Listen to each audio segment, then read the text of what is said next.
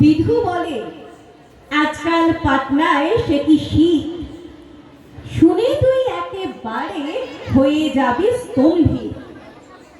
ভোরবেলা উঠে দেখি বুক, কাঁধ, ঘাড়, পিঠ বরফেতে জমে গিয়ে হয়ে গেছে ঠিক ইট।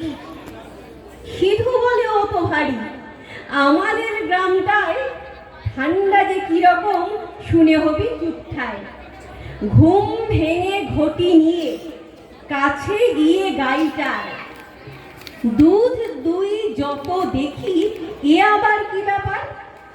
বিস্ময়ে সোজা হয়ে ওঠে গোপ জুলপি, বাঁট থেকে ক্রমাগত বের হলো কুলপি। বাঁট থেকে ক্রমাগত বের হলো কুলপি। এই শীতে কুলপি কিন্তু খাওয়া চলবে না, তাই না? কিন্তু কি খাওয়া যেতে পারে শীতে? শীতে যেটা খাওয়া যায় সেটা হচ্ছে পিঠে পুলি, তাই না? তাহলে পিঠে পুলি নিয়ে কি ছড়া আপনাদের শোনাই, লিখেছেন কবি ভবানী প্রসাদ মজুমদার।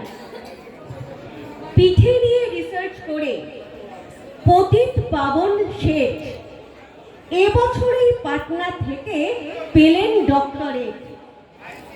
আজকে পিঠে ফোসকা কেন, দেহে কষগর্ত, কোথায় পিঠের জন্মভূমি স্বর্গ নাকি মর্ত?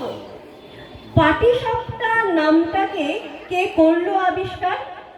কভাজ দিলে ডাইনে বাঁয়ে উঠবে পরিষ্কার। পুলি পিঠের দুই ধারেতে দুটোই কেন লেজ? কোন সে পিঠে দারুণে মিঠে, খেলেই বাড়িতে। কোন পিঠেটা খেলেই ভীষণ বাড়বে মনের জোর?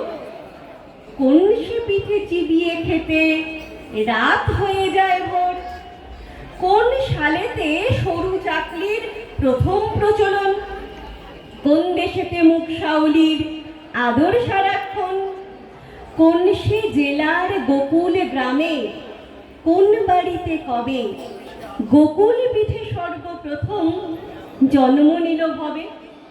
কষের দুধে কষ পুলি ফুটবে কত ঘন্টা, হিসেব মতো মিলিয়ে নেবে তিথি এবং ঘন্টা।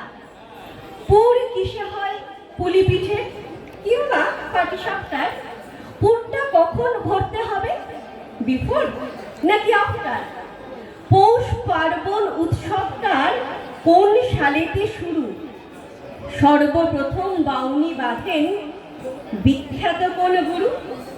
ভাজা ভিজে শুকনো সরস পিঠের কষ জাত, ঝালপুলি আর মিষ্টি পুলির মধ্যে কি তফাৎ? হাজার পিঠের হাজার নিয়ম, হাজার রকম স্বাদ, একটু এদিক ওদিক হলেই সব কিছু বরবাদ।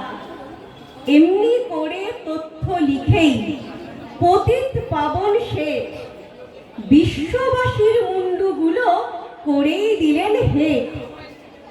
ফিলোসফিতে ডিফিল মেলে, লিটারেচারে ডিলিট, পিঠে লজিতে থিসিস লিখে ডিগ্রি পেলেন ডিপিট।